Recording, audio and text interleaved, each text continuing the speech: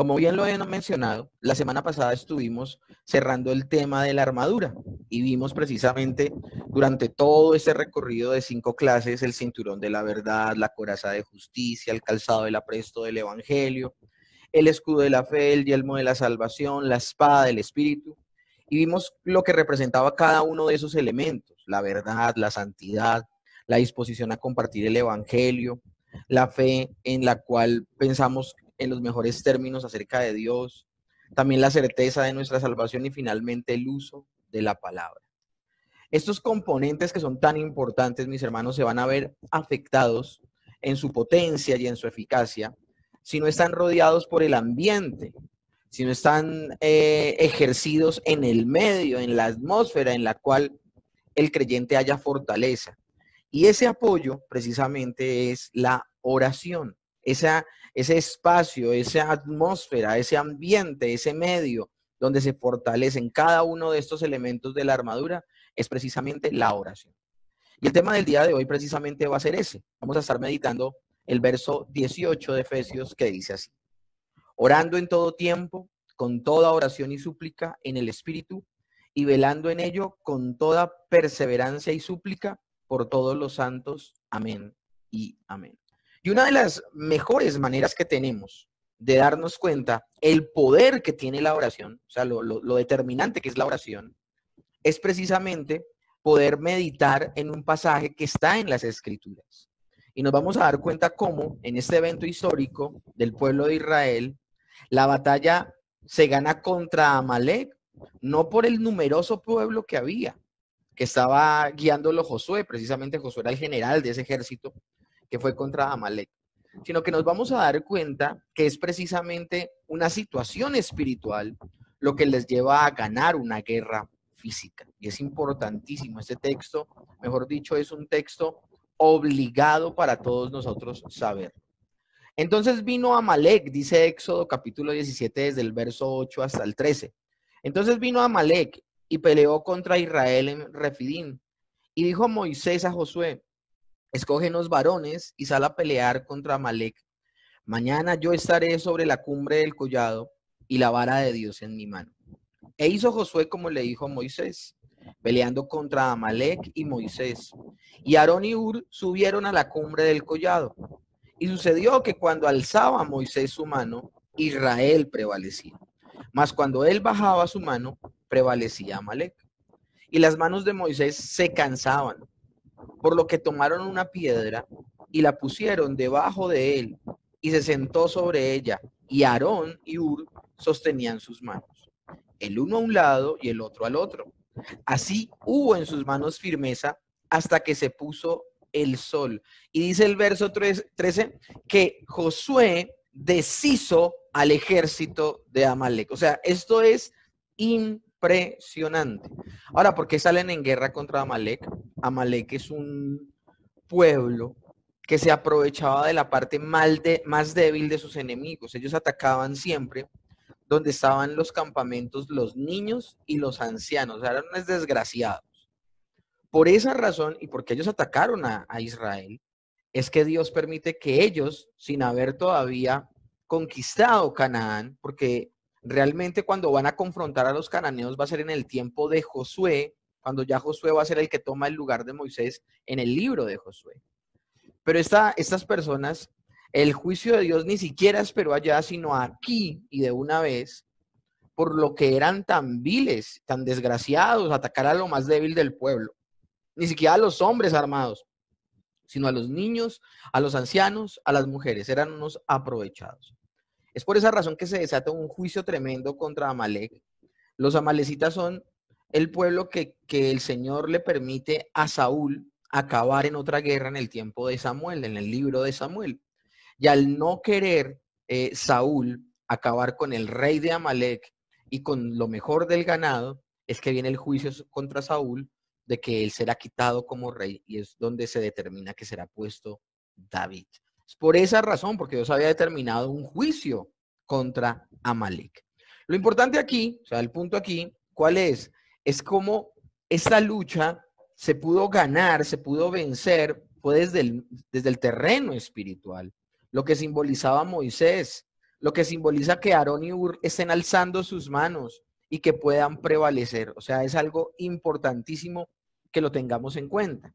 Y por eso el día de hoy vamos a ver la oración como un arma poderosa. Vamos a ver la oración como un arma poderosa.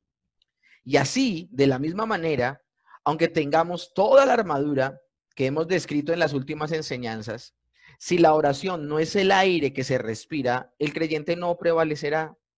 Es por esta razón que el apóstol Pablo, continuando con el tema de la armadura de Dios, pasa a referirse a la oración y a no asociarlo con alguna parte del uniforme de los soldados, nos lleva a entender que es más que una parte. Si ustedes se dan cuenta, el apóstol ya no asocia la oración en particular con una de las partes de la armadura. Entonces, eso lo que sugiere es que afecta a toda ella.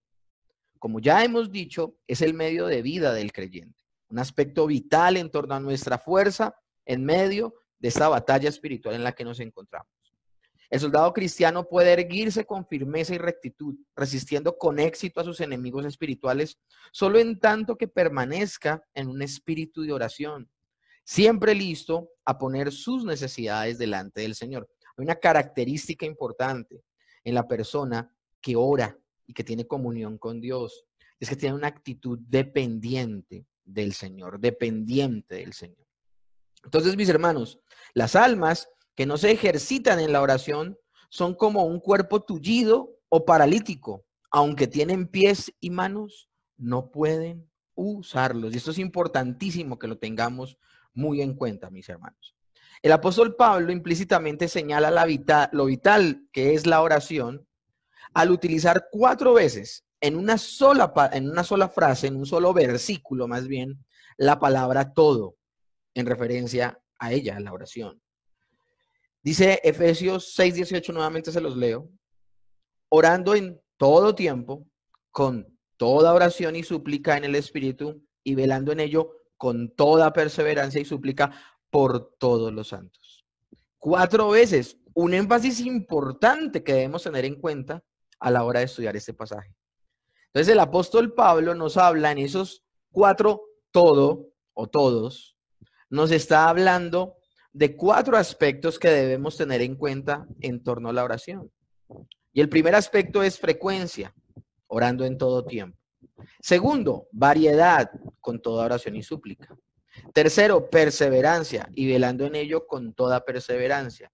Y cuarto, súplica por todos los santos, la extensión. O sea, que no solamente alcance a nosotros, la oración no la hacemos solo por nosotros mismos, sino la hacemos por todos los hermanos en la fe. Entonces, esto de orando en todo tiempo y el énfasis que hace el Señor en con toda oración, toda súplica, velando en ello con toda perseverancia y súplica por todos los santos, es importantísimo. Es importantísimo. Encontré esta imagen que me llamó la atención. Si el enemigo quiere pelear, pues se la daremos de la forma correcta y de la forma que siempre hemos ganado, orando, orando. A veces hay personas que fracasan en su cristianismo porque lamentablemente pueden ser muy dados a la lectura, pueden ser muy dados a la meditación, pueden ser muy dados, no dejan de congregarse, no dejan de ver, asistir a cada actividad que hace la iglesia, a cada clase que tenemos online, pero su debilidad, su falencia es el tiempo de oración. No se puede concebir una persona creyente, cristiana, que no tenga tiempos de oración. No se concibe. Entonces, el día de hoy vamos a ir a esos 4 niveles, o a esas 4 estaciones, a esas 4 dimensiones de la oración. Y lo primero es la frecuencia al orar. ¿Con qué frecuencia debemos orar?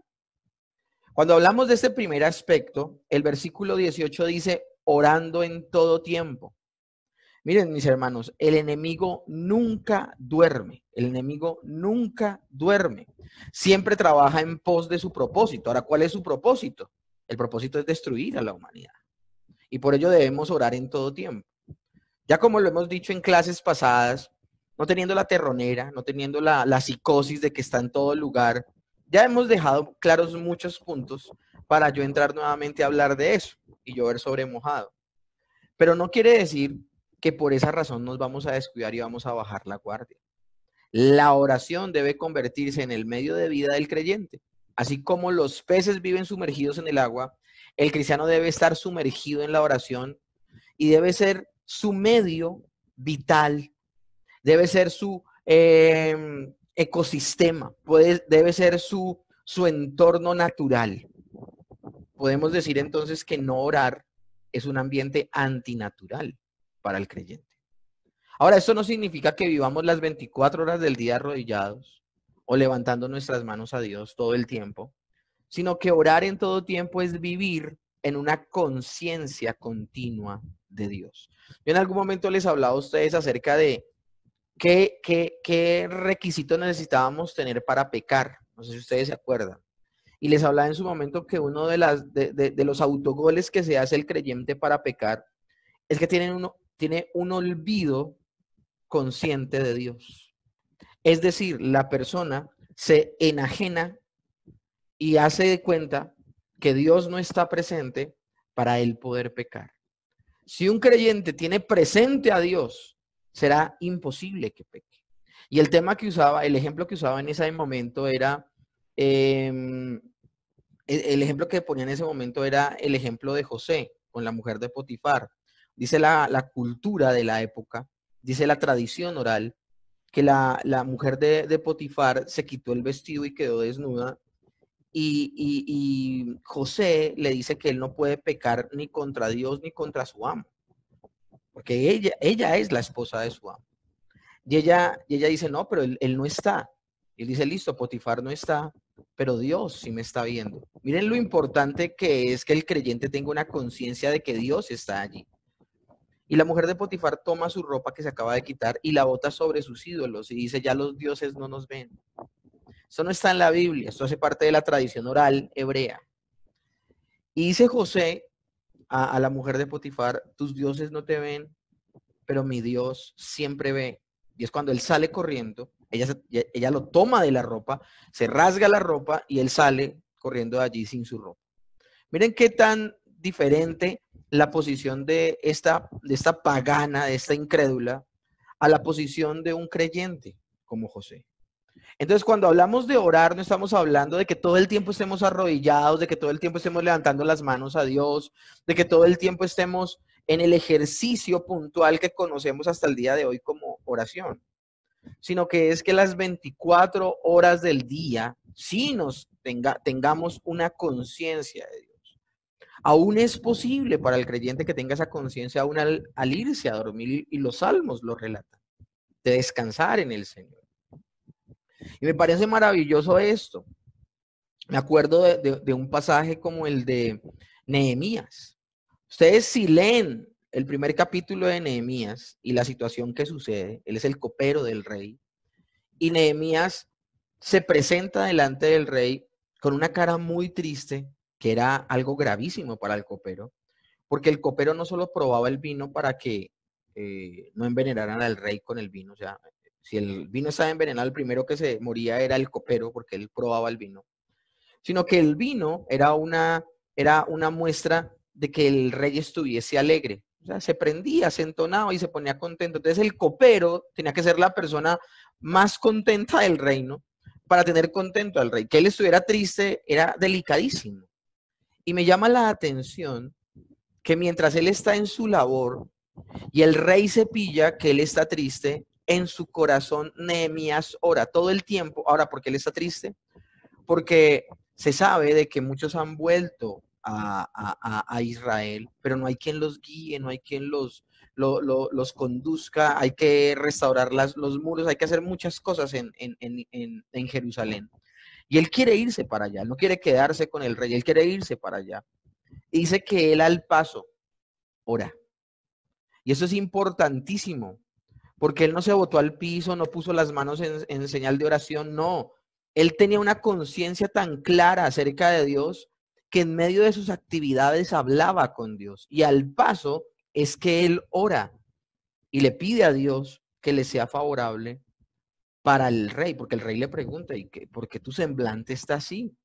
De la respuesta que diese Nehemías dependía hasta su vida. Y cuando él le responde de la manera en que le responde, obviamente el respaldo de Dios viene y el rey lo envía a Jerusalén. Entonces, cuando hablamos de orar, estamos hablando de una conciencia continua de Dios en nuestra vida. Como dice el proverbio, reconociendo en todos nuestros caminos a Dios. Y constantemente pedirle su asistencia y luz. O sea, que no concibamos ningún momento de nuestra existencia sin su ayuda, sin su socorro. Este señalamiento de la frecuencia en torno a la oración es fundamental porque el apóstol Pablo lo hace con una intención. Pues tristemente la mayoría de cristianos oran solo en el momento de necesidad. Allí se acuerdan de Dios, allí se sienten débiles, necesitados, y entonces levantan su mirada a Dios para que actúe en nuestro favor. Mis hermanos, no debía ser así. Nosotros debemos orarle a Dios en todo tiempo, no en algunos momentos del día, sino en todo momento del día. De hecho, hablemoslo de esta manera de pronto jocosa. No se trata de limitar nuestra oración a uno o dos momentos de nuestro día. Pero si estás acostumbrado a limitar al Señor en uno, dos o tres momentos del día, entonces míralo de esta manera, míralo de esta manera. Ora 3 veces. Ora en 3 momentos de tu vida, ora. Y que esos momentos sean antes de que las cosas pasen, durante el momento en que las cosas pasen y luego de que las cosas pasen. No te acostumbres ni encierres la presencia de Dios al levantarte, al acostarte y al comer. Porque esto tiende a volverse ritualista. Se convierte en un acto repetitivo y hasta se podría perder el sentido de lo que se hace. No, mis hermanos, nuestra oración debe ser en todo momento, en todo instante, pidiendo a Dios su asistencia, su luz. Limitar la oración a ciertos momentos específicos señalaría 2 aspectos en torno a nuestro ser. El primero es que realmente no nos sentimos dependientes de Dios, sino solo cuando viene la dificultad, solo cuando viene la calamidad, la tribulación, y tenemos el desafío de superar esas situaciones solamente hasta el momento en que esas situaciones son tan graves que nos superan a nosotros mismos. Buscar a Dios dice mucho acerca de nosotros, porque entonces estamos viendo que hay otras situaciones en las cuales no las podemos ver solitos, cuando en realidad siempre somos dependientes de Dios. Yo puedo ver a mis hijos bien, pero debo orar para que el Señor siempre los tenga en cuidado y en su ayuda. No solamente cuando se enferman, no solamente cuando se me perdió en el centro comercial, no solamente cuando desobedeció y me sacó la piedra y ahí clamo por ayuda para que el Señor doblegue su corazón, no, en todo tiempo. Quien solo va en busca de Dios cuando el enemigo ya ha empezado su ataque, muy seguramente ya ha sufrido las consecuencias de haberse hallado desprovisto de la potencia que protege su vida, y esto es su conciencia de depender completa y absolutamente de la misericordia de Dios. Pero también el orar solo en algunos momentos de nuestra vida nos deja ver un segundo aspecto, y este señala que nuestra vida se halla desprovista de una relación verdadera del Señor, con el Señor. Yo no solamente hablo en 2 momentos del día con mi esposa, mis hermanos. Yo no solamente hablo con mi esposa al levantarme, al acostarme y al comer. Tenemos una comunión orgánica, maravillosa, natural, íntima, todo el tiempo, todo el tiempo. Entonces es importante que nosotros tengamos en cuenta, porque la falta de oración es un indicativo que en el interior de nuestro ser no consideramos a Dios como un ser personal, sino como algo muy lejano, etéreo, distante de nuestra vida, que solo en algunos momentos debemos tener en cuenta. Entonces, son múltiples las exhortaciones de la Escritura a vivir sumergidos constantemente en la oración. Entonces, nosotros debemos sacar todas esas ideas de nuestra cabeza y renovarnos precisamente para ser transformados. Hablando de su segunda venida, el Señor Jesucristo le dice a sus discípulos, Lucas 21:36. Este pasaje en algún momento lo estudiamos cuando comenzamos a hacer estos cultos de oración ya hace ratico. Velad pues en todo tiempo orando, que seáis tenidos por dignos de escapar de todas estas cosas que vendrán y de estar en pie delante del Hijo del Hombre. De hecho, el Señor dice, muy cerca de allí, cuando venga el Hijo del Hombre, hallará fe en la tierra. Y hablábamos en ese momento que uno de los mayores actos de fe es la oración, porque tú no ves a Dios, no lo percibes emocionalmente, pero aún así crees que Él está allí. El Espíritu Santo nos da testimonio de que somos hijos de Dios, de que Él está con nosotros. Es algo importantísimo, es algo maravilloso. Esa seguridad de la presencia de Dios solo nos la puede dar el Espíritu Santo. Entonces, cuando el Señor dice, cuando venga el Hijo del Hombre hallará fe en la tierra, se está refiriendo a eso. Nos hallará el Señor orando, no que nos halle de rodillas y con las manos levantadas, sino que cuando Él venga tengamos una conciencia de que Él está allí. Sencillamente se vuelve visual a nuestros ojos, porque siempre ha sido una realidad en nuestros corazones.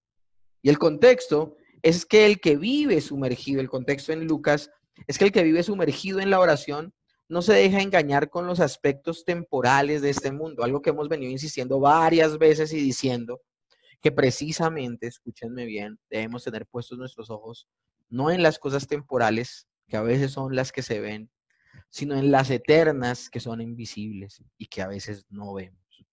A veces, mis hermanos, no vamos a tener el mínimo deseo de orar. A veces no vamos a tener el mínimo deseo de orar, porque esto no se trata de emociones, se trata de convicciones muy fuertes en nuestro interior. Pablo le dice a los tesalonicenses, orad sin cesar. En 1 Tesalonicenses 5:17. La oración debe ser continua, debe estar presente, como se los decía, en 3 momentos: antes, durante y después del día malo. Y no solo cuando no hay otra alternativa. No debe ser nuestro único camino cuando nos quedamos sin caminos, sino que debe ser nuestra primera instancia, la oración precisamente. Ahora vamos a ver otro aspecto, el segundo aspecto de este estudio del día de hoy, que es la variedad al orar. La variedad al orar. A veces nos quedamos solamente con pedirle al Señor por nuestras necesidades. A veces solo nos quedamos en eso. Y el segundo aspecto que señala el apóstol Pablo en torno a la oración es que no solo debemos recurrir a Dios en oración por peticiones, sino que la oración involucra todo aspecto de nuestra vida, con toda oración y súplica en el Espíritu. Esto es muy diciente. La relación del soldado y general era una relación real. Ellos tenían una relación importante, o sea, no era aparente. Pues de igual forma, la comunión del creyente con Dios debe ser real, que fue el punto anterior, inmediatamente que toqué anteriormente. Y nuestra oración, cuando hablamos con el Señor, cuando tenemos comunión con Él, no se debe limitar sencillamente a pedirle, no. Debe haber agradecimiento a Dios. De hecho, nadie debería acercarse a Dios sin primero expresar un ser agradecido con Él. También involucra adoración, pues Dios se merece recibirla de todo nuestro corazón. De hecho, cuando comenzamos estos estudios, si alguien no los ha visto, los primeros de Mateo capítulo 6, cuando hablábamos de la oración modelo, hablamos de estos aspectos. Hablamos de adorar al Señor, hablábamos de agradecerle al Señor, hablábamos de tener una conciencia de cuán grande es nuestro Dios, de a qué ser nos estamos acercando y que esa conciencia nos lleve al agradecimiento y a la adoración. También involucra la confesión de nuestros pecados, pues nos acercamos ante un Rey santo, santo, santo. Es más, aún con la confianza de acercarnos a Dios por la obra de nuestro Señor Jesucristo, el autor de Hebreos nos dice lo siguiente: así que, hermanos, teniendo libertad para entrar en el lugar santísimo por la sangre de Jesucristo, por el camino nuevo y vivo que Él nos abrió a través del velo, esto es, de su carne, teniendo un gran sacerdote sobre la casa de Dios, acerquémonos con corazón sincero, en plena certidumbre de fe, purificados los corazones de mala conciencia. Mis hermanos, esto es impresionante. Les cuento que sí nos está afectando lo de la presentación, porque lo último no lo estoy leyendo. Y lavados los cuerpos con agua pura, dice el texto, con agua pura. Lo interesante, mis hermanos, es que también cuando hablamos de la extensión de la oración, también estamos hablando de las oraciones específicas, la variedad, perdón, de la oración, también estamos hablando de oraciones específicas. Ahora, además de su variedad, debemos acercarnos ante nuestro Señor con expresiones claras cuando le pedimos algo. No son oraciones generales lo que debemos hacer. Señor, protege nuestra familia. No, ¿en qué aspecto? Protege las finanzas. Bueno, ¿en qué aspecto? No, el apóstol dice con oración y súplica. Y esta última palabra, súplica, expresa que se pide por algo en particular. ¿Ustedes se acuerdan de Bartimeo el ciego? Supongo. Bartimeo el ciego le suplica al Señor. Dice que él clamaba y le decía, Señor, hijo de David, ten compasión de mí. Y el Señor cuando se acerca, le dice que sea enfático, le dice que sea claro, le dice que sea puntual. ¿Qué quieres que te haga? Y él dice que recobre la vista. Y le estaba clamando, le estaba suplicando. Y esta última palabra, mis hermanos, expresa que se pide por algo en particular. En verdad que no oramos a Dios para que Él se entere de algo. Él es omnisciente, Él todo lo sabe. Nosotros no le estamos dando a entender. Es que si tú no me dices, yo no sé. No, Él ya lo sabe. Él ya sabe todo, Él es omnisciente. Entonces, ¿por qué hacemos oraciones específicas? ¿Por qué tenemos que pedir puntualmente lo que necesitamos? Pues es a través de la oración específica que expresamos que somos conscientes de que le necesitamos en ese aspecto. De que le necesitamos en ese aspecto. Por ejemplo, tú puedes, le hablo a los hombres, a los cabezas de hogar, a los que llevan el sustento a su casa. Puede que tú en ese momento no tengas problemas económicos y que tengas un sustento constante, un flujo de dinero constante. El hecho de que tú te acerques al Señor y le digas, Señor, que cada día tengamos lo que necesitamos, que seas tú proveyendo para nuestra casa, que haya para el arriendo, que haya para los servicios o para los impuestos si tienes casa propia. Eso lo que tú estás haciendo es reconociendo que tu fuente de provisión es Dios, que Él usa medios como tu trabajo, como la labor que haces, como aquella actividad propia que haces también por la cual te remuneran. Pero tú al orar de esa manera estás reconociendo que tu fuente de provisión es Dios. Ahora, que lo hagas antes de que tengas un revés económico y que lo hagas antes de que venga una situación terrible donde no te pagaron ese mes el sueldo, donde no tuviste para cubrir una responsabilidad, sino que lo estás haciendo cuando tienes. Sencillamente le estás evidenciando al Señor que lo reconoces como tu provisión. Acuérdense los 3 momentos para orar sin cesar y para orar en todo tiempo. Antes, durante y después de un momento difícil o del día malo. Es a través de la oración que expresamos entonces que somos conscientes de que necesitamos a Dios. Y a la vez le enseñamos a nuestro torpe ser que dependemos de la misericordia de Dios. Y ese entendimiento es un arma fundamental en medio de la guerra espiritual, mis hermanos. Es importantísimo que lo tengamos entonces en cuenta. Pablo dice que dichas oraciones y súplicas en el espíritu deben ser. En el espíritu deben ser. Algunas personas me preguntan, ¿cómo así que orar en el espíritu? Hay gente que piensa que orar en el espíritu es blanquear los ojos. Y es entrar como en un trance y empezar a hablar cosas raras y a caerse de espaldas. A mí me llamaría poderosamente la atención que me dijeran la respuesta a aquellos que en todas esas iglesias que hacen todas esas prácticas de caerse de para atrás. Me gustaría qué respuesta bíblica darían al hecho de que cada vez que una persona caía de para atrás era en juicio. La gente no caía de para atrás cuando el Señor los tocaba, caían arrodillados, caían hacia adelante. Eso es impresionante. ¿Qué respuesta dan? Todas las iglesias carismáticas donde la gente cae de espaldas.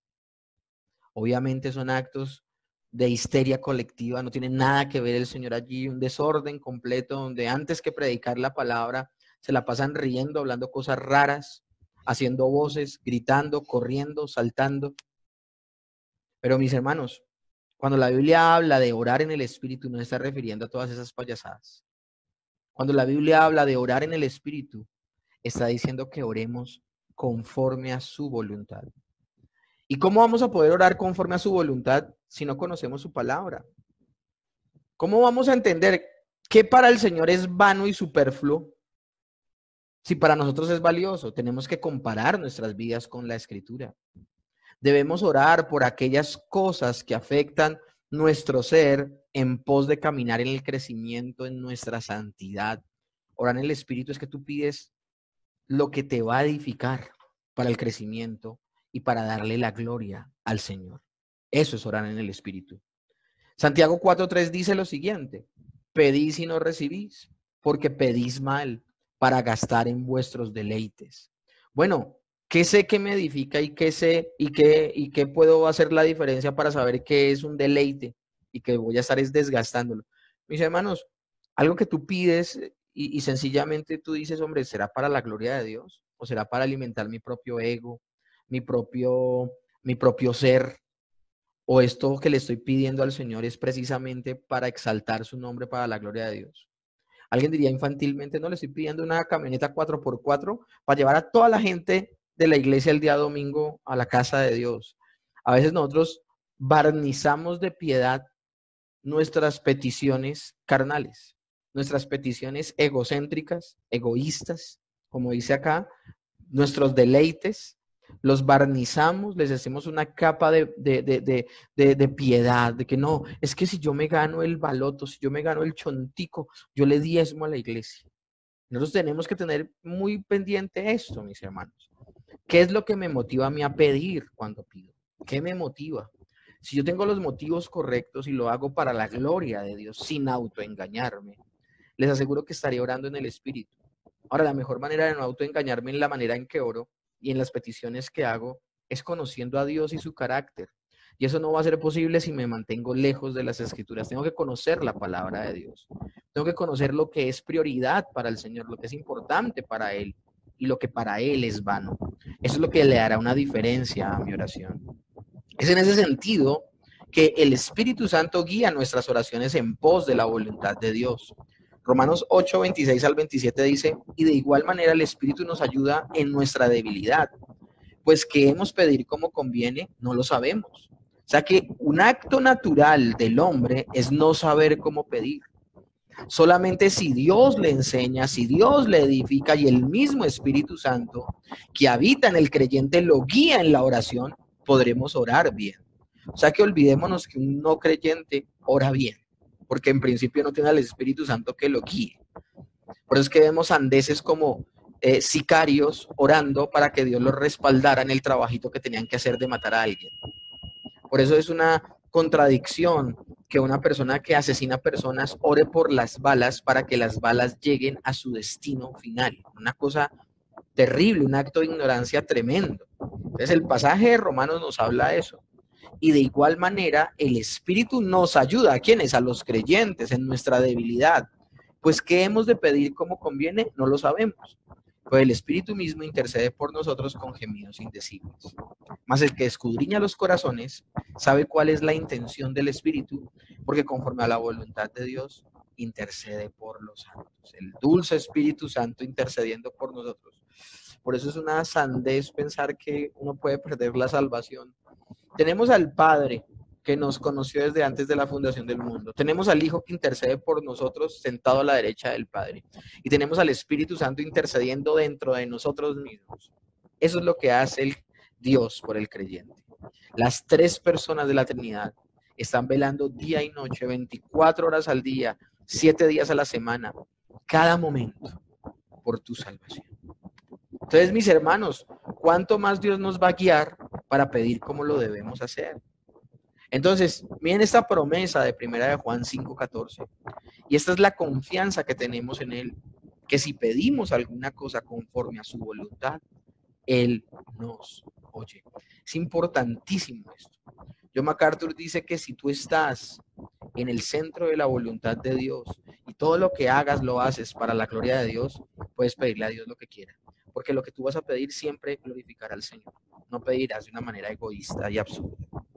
Y decía John Bunyan, el autor precisamente de el progreso del peregrino. Él decía, las mejores oraciones a menudo tienen más gemidos que palabras, y las palabras que incluye no son más que una representación pobre y superficial del corazón, la vida y el espíritu de aquella oración. Palabras más, palabras menos, lo que está diciendo John Bunyan es que una verdadera oración, mis hermanos, derrama su corazón en la presencia de Dios. Un libro muy bueno de John Bunyan que se llama Cómo orar en el Espíritu, por eso la foto que aparece allí. Tercer nivel de la oración, debemos ir un poco más rápido porque ya se va a acabar el tiempo. La perseverancia al orar. La perseverancia es el tercer aspecto que señala el apóstol Pablo en torno a la oración. Y es que nosotros no nos debemos cansar de pedirle a Dios. Dice, velando en ella con toda perseverancia, velando en ella con toda perseverancia. La perseverancia demuestra que confiamos solo en Dios y que no tenemos otra opción distinta a Él. A mí me llama poderosamente la atención algo que hizo un general de un ejército. Él llegó a un lugar que era, llegaron por barco a un lugar a conquistarlo. Y él tan pronto llegó a ese lugar, mandó a todos sus soldados a que quemaran el barco en el que venía. Y los soldados llenos de estupefacción dicen, ¿cómo así que vamos a quemar el barco? Y dice, es que aquí venimos a conquistar y a quedarnos.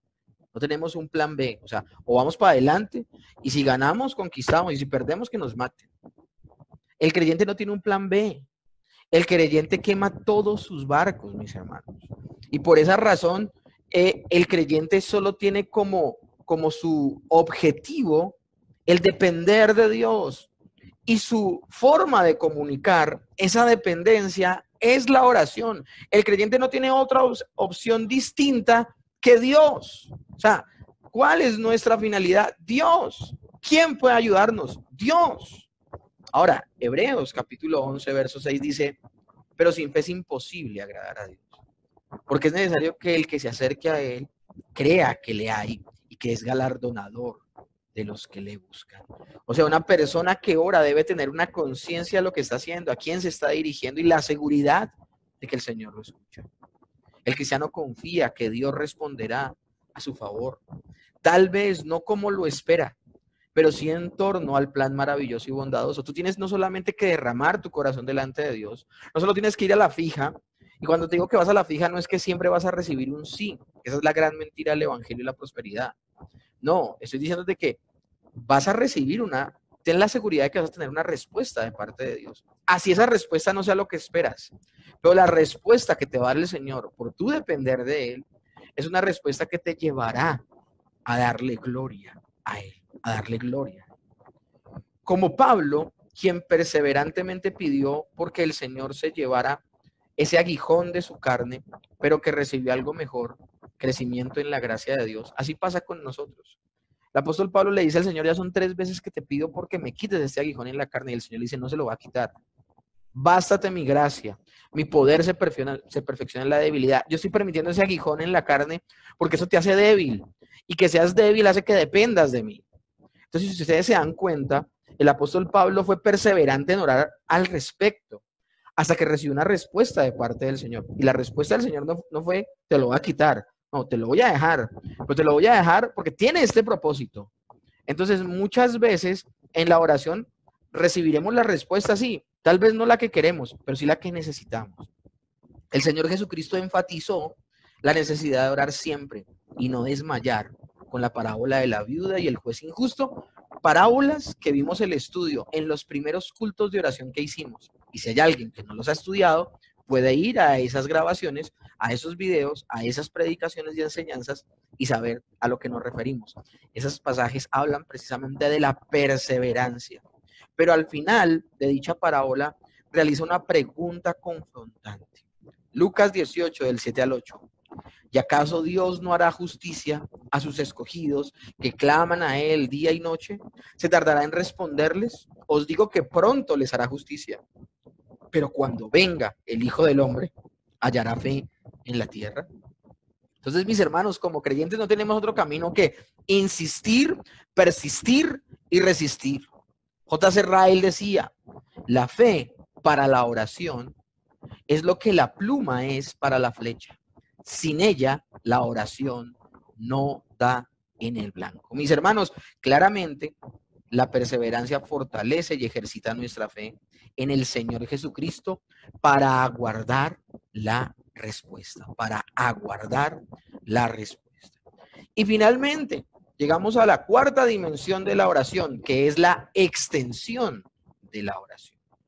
Hay gente que está acostumbrada solamente a orar por ellos mismos y se ven chistosos. Señor, bendíceme, socórreme, ayúdenme, y solo ellos. Y eso es una contradicción para el espíritu correcto que debe haber en un creyente. Nosotros hacemos parte de la iglesia de Cristo y la iglesia es el cuerpo de Cristo. Entonces, en esta cuarta dimensión, hablando de extensión, el cuarto aspecto que el apóstol Pablo enseña en torno a la oración es la intercesión. Cuando hablábamos de la variedad, no solamente hablábamos de adorar, de dar gracias, de pedir por nuestras necesidades, sino también de pedir por otros. Y cuando yo oro a Dios por otros, esa oración se conoce como la oración de intercesión, refiriéndose a la extensión de nuestra oración hacia otros hermanos en la fe o hacia otras personas en general. Efesios 6:18 dice, y velando en ello con toda perseverancia y súplica por los santos. En este caso está hablando de los creyentes en particular. La oración expresa el carácter del cuerpo que ahora somos en Cristo. Por eso estamos reunidos aquí el día de hoy, todos como hermanos meditando en esta enseñanza. La oración expresa que ya no vivimos bajo el yugo del egocentrismo. Nuestro centro ya no somos nosotros, nuestro centro es el Señor. Y por eso para nosotros son importantes las cosas que para Él son importantes. Y para Él es importante que los creyentes llevemos las cargas los unos de los otros, que riamos con los que ríen, que lloran con los que lloran, que nos compadezcamos por ellos, así como Cristo se compadeció de nosotros. Ahora amamos a nuestros hermanos, los amamos, nos alegramos con sus triunfos, nos dolemos con sus tribulaciones, los amamos como el Señor Jesucristo nos ama a nosotros. La vida en Cristo, aún en medio de nuestra propia aflicción, al final tiene un carácter corporativo, pues nos permite que podamos experimentar el dolor con el objetivo de servir de consuelo al prójimo cuando éste lo necesite. ¿Cuántos de nosotros aprendimos una situación dolorosísima que Dios estaba con nosotros?